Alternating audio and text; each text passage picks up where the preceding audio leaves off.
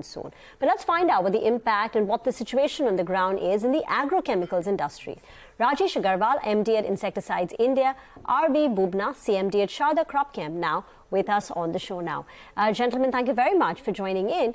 Mr. Aggarwal, what has been the kind of offtake at the farmer and distributor level? Right now, no one knows how monsoon is going to play out, whether it's 94% or 96% of the long period average. But can you tell us the situation right now? Are you seeing continuous sales or are farmers turning a bit cautious? Here I would like to tell you, the percentage is immaterial. Is it 90%, 85%, 95% or 100% rainfall or 105%?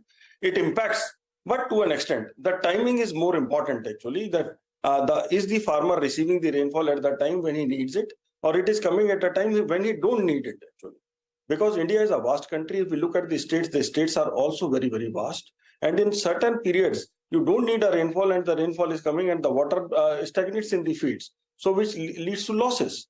So for quite some time, we have been hearing about these updates actually, which are regularly coming. I'm happy that today IMD has given a very positive outlook.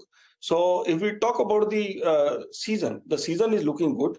The recent rainfall which has happened and the hailstorms which has happened in the last 1 week, it has annoyed the farmers a little because the crop was standing and some farmers were harvesting the crops, and during the harvest period this has come, which impacts the I would say the crop the maximum, and farmer is of course going to suffer the loss because of this unwanted rainfall at a wrong timing. But it has a positive side also. The positive side is more water availability, good for the new sowing season. So I don't see any impact on the markets due to these announcements because it is too early, and the sowing is going to take place in time because as I told you that the wet conditions are prevailing, so good for the farmer. So immediately after this harvest, the new sowing is going to start in a big way, and I believe that Q1 for us is going to be very, very positive. Okay. Mr. Bubna, I'll come to you in just a bit. A follow-up on this, Mr. Aggarwal, because there were fears of El Nino, right? But now they're saying it could happen in the second half. Did dealers or distributors make changes at the inventory level to tackle with that? Or do you think now is when they might take some action, now that it's more on the positive side that we might get normal monsoons? Madam, first of all, I would like to clarify that our business is mainly concentrating outside India. Our revenues out of business in India is almost less than 2%. But I have heard Mr. Aggarwal's statements very clearly, and it says that as of now, the demand of agrochemicals is very normal, and this is the trend I am seeing also globally. Most of our global markets, the demand is normal. I would say it is slightly better than the previous year.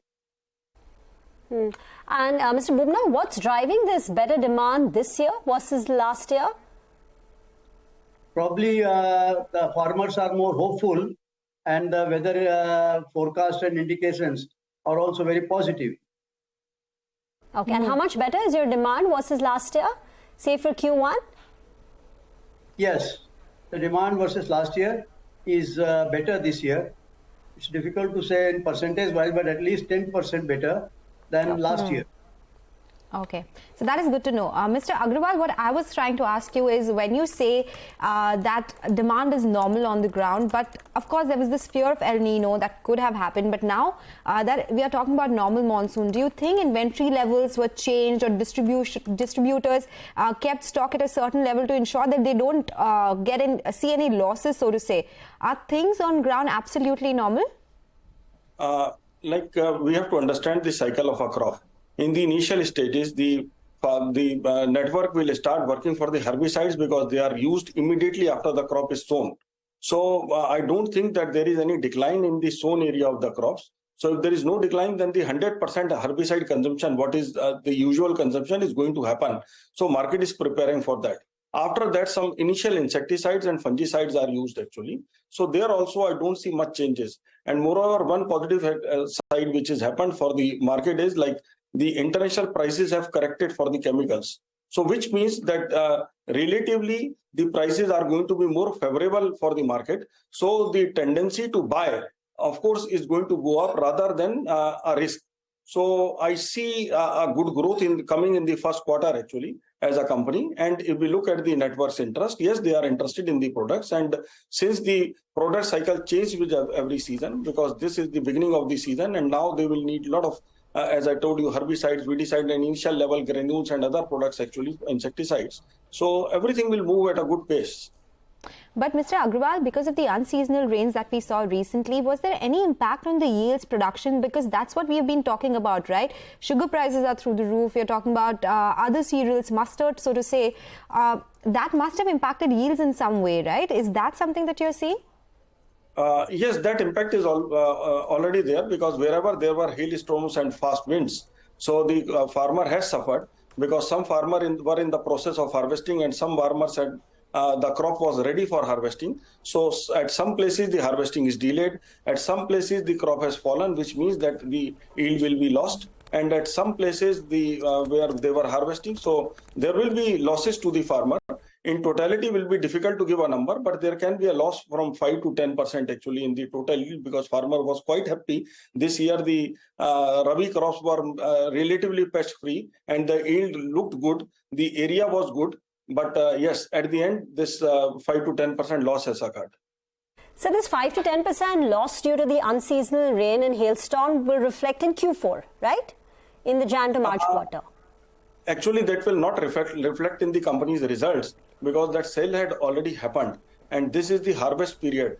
So during the harvest, yes, farmer will get a hit in the total yield of the crops. But as the price has improved, maybe in his total economic viability, that impact will be negligible or not there. Okay. Mr. Bubna, since we have you with us and you do have a lot of international exposure, we spoke about what's happening in India as far as weather and monsoon forecasts are concerned. What's happening globally as far as weather conditions are concerned, and especially in Europe, because that was facing some headwinds, at least on the currency side, and the Latin American region as well because of weather? Madam, overall, there is not a big talk about any adverse effect of the weather. In some small locations, there could be some weather upsets, but normally this is not affecting the demand, and we are getting regular inquiries and demands from our normal customers, and they are not talking about any adverse effect of the weather on their business or their requirements or their demands. Okay, all right. So no issues so far as demand is concerned. What for you, Mr. Aggarwal? How is the export market doing? Because last time you had told us that there could be some pressure there. Yes, actually the demand for this year looks good. Last year in the Q1, we were relatively slow because the prices were going up and the currencies were down. So a big impact, but now I feel the world has learned and people are raising demands. So we see a reasonable growth, though our quantum of export business is little low, which contributes about 5 to 6% of our total turnover. But this year we have a target of almost doubling our total export business. So I believe that the results will be reflected from Q1 itself. Gentlemen, thank you very much for joining in. That's a comprehensive analysis of the agrochemicals industries, both domestically and internationally. Get into a break. On the other side, our very special segment, Midcap Spotlight.